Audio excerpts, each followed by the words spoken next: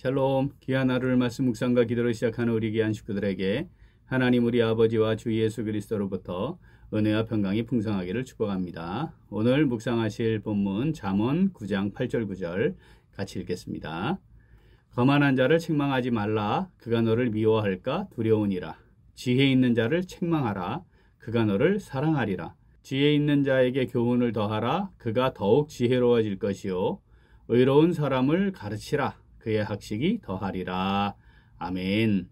우리는 어제 거만한 자와 악인에 대해 징계하거나 책망하거나 교훈하지 말아라 하는 말씀에 대해 묵상했습니다. 오늘은 어제에 이어서 지혜 있는 자와 의로운 사람에 대한 어떻게 해야 하는지 함께 말씀 묵상하려고 합니다. 하나님께서는 거만한 자와 악인들에 대해서는 징계하고 책망하는 것을 금지하신 반면 지혜 있는 자와 의로운 사람을 향해서는 책망하고 교훈하고 가르치라고 말씀하십니다. 8절에서는 지혜 있는 자를 책망하면 오히려 책망하는 사람을 사랑할 것이라고 말씀하십니다. 거만한 자와 악인에게 행할 때에는 능욕을 당하고 흠이 잡히고 미워함을 당하게 될 것이라고 하는 말씀과 완전 대조를 이루고 있죠. 실제로 우리가 이 역사를 통해서 아주 대표적인 경우를 볼 수 있습니다. 사울 왕과 다윗 왕이죠. 사울 왕은 선지자 사무엘이 책망을 하는데 무시하고 오히려 스스로 심판을 자초해버립니다. 그런데 다윗은 선지자 나단의 책망을 믿음으로 그대로 받죠. 그래서 회개하고 하나님의 귀한 종으로 쓰임받는 삶을 계속해서 살아가게 됩니다. 지혜자의 모습이 어떠한가 하는 일을 잘 보여주지요.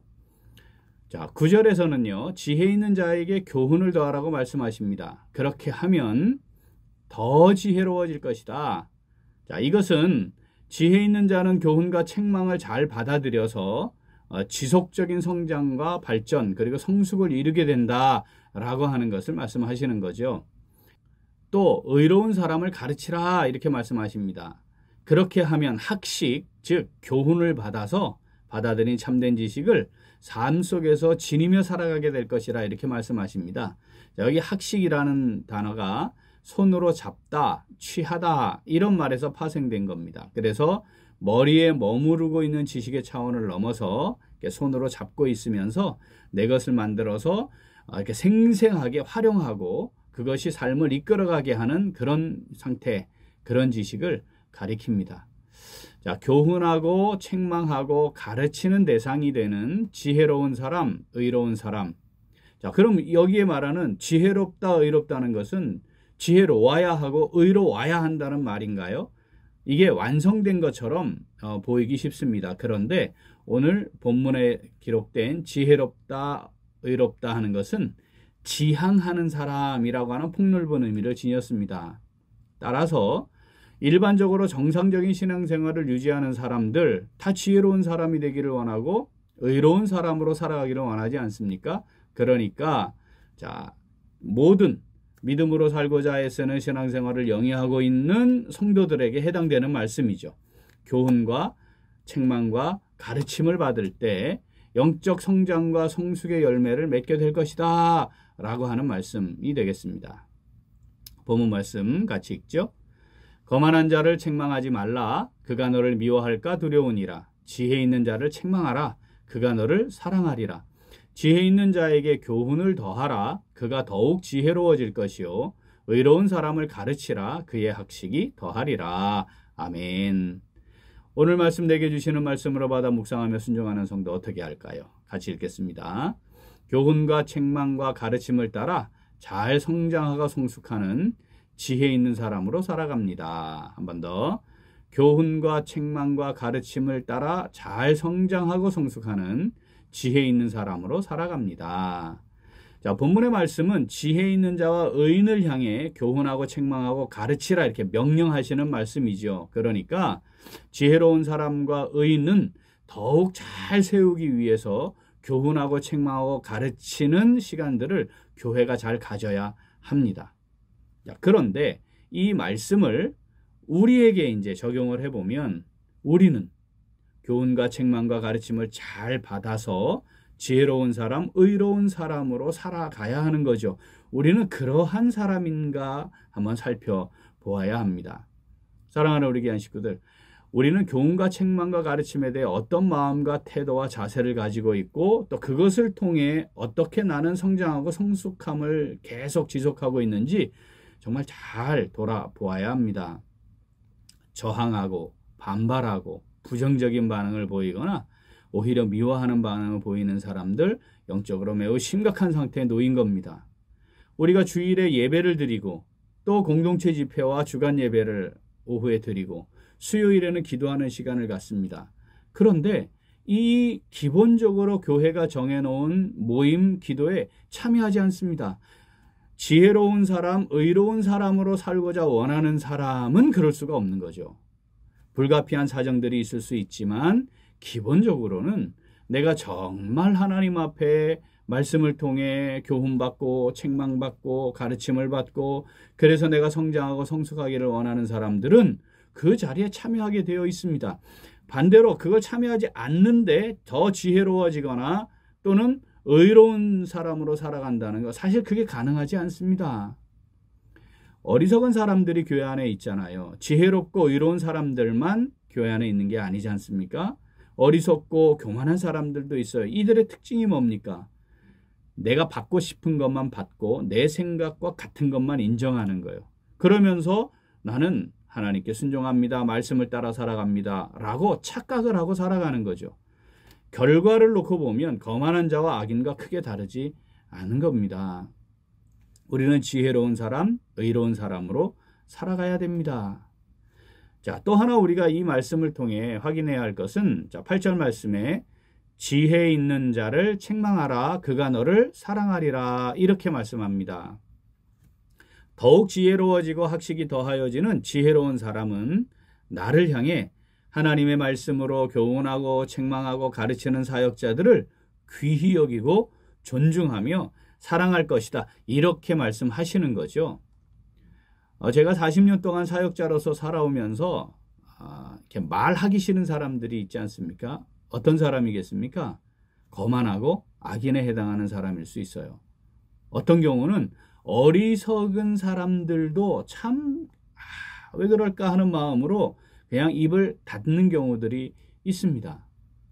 그런데 반대로 정말 어떻게 하든지 말씀을 하나라도 더 잘 이해시키고 전달하고 싶은 사람들이 있습니다.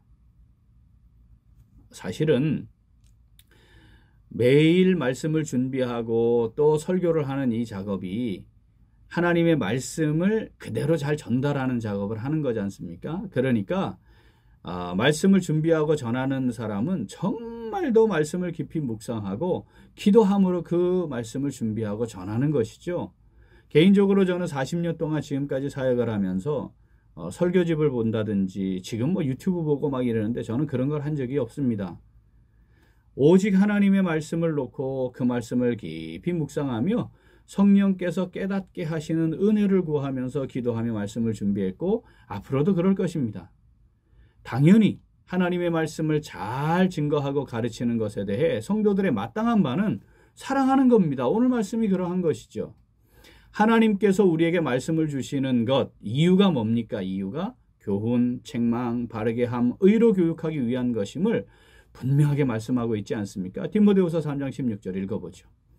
모든 성경은 하나님의 감동으로 된 것으로 교훈과 책망과 바르게 함과 의로 교육하기에 유익하니. 아멘. 사랑하는 우리 귀한 식구들, 잘 성장하고 성숙해가는 성도들은 그만큼 겸손한 태도와 하나님 앞에서 겸비한 자세로 하나님께서 주시는 말씀을 잘 받아 마음에 새겨 더욱 지혜 있는 사람, 겸손한 사람이 된다는 거 꼭 놓치지 말고 기억하면 좋겠습니다.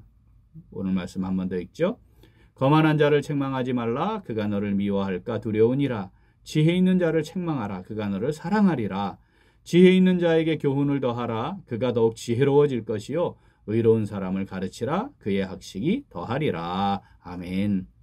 하나님의 말씀을 통해 교훈받고 책망받고 가르침을 받아 더욱 지혜로워지고 학식이 더하여짐으로 성장하고 성숙해지는 복된 삶 살아가는 귀한 신앙생활 이어가는 오늘, 그리고 우리 매일매일의 삶이 될 수 있기를 간절히 소원합니다.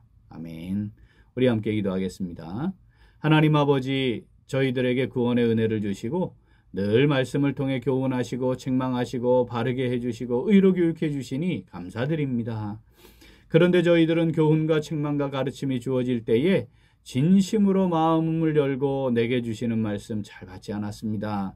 내가 원하는 것, 내 생각과 같은 것만 받아들이는 어리석음과 교만함도 있었습니다. 시간이 많이 흘렀지만 참된 지혜를 누리지 못했고 제대로 성장하고 성숙하지도 못했습니다. 지혜로운 사람, 의로운 사람으로 살아가는 것이 얼마나 귀한 것인지 알지만 교훈과 책망과 가르침을 받는 것에는 매우 소홀했습니다. 하나님 아버지, 이 시간 회개합니다. 저희들을 긍휼히 여겨주시고 용서하시고 용납하여 주시옵소서. 이제 하나님의 말씀을 통해 교훈받고 책망받고 가르침을 받아 더욱 지혜로워지고 학식이 더하여짐으로 성장하고 성숙해지는 복된 신앙생활 지속하기를 간절히 소원합니다. 하나님 아버지, 성령으로 저희들을 붙잡아 주시옵소서.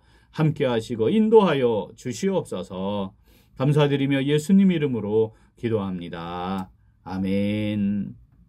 오늘도 기도는 국제개발대학원 선교사 연장교육원을 위하여입니다. 먼저 심창석 교수님을 위하여 기도하겠습니다.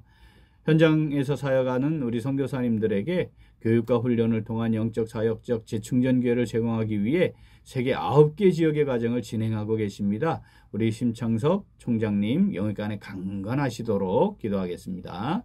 또한 국제개발대학원을 위하여 기도하겠습니다. 국제개발대학원을 통하여 많은 선교사님들과 현지 사역자들이 하나님의 말씀을 깊이 있고 체계적으로 배울 수 있는 귀한 기회를 얻도록 우리 기도 제목 보시면서 함께 기도하겠습니다.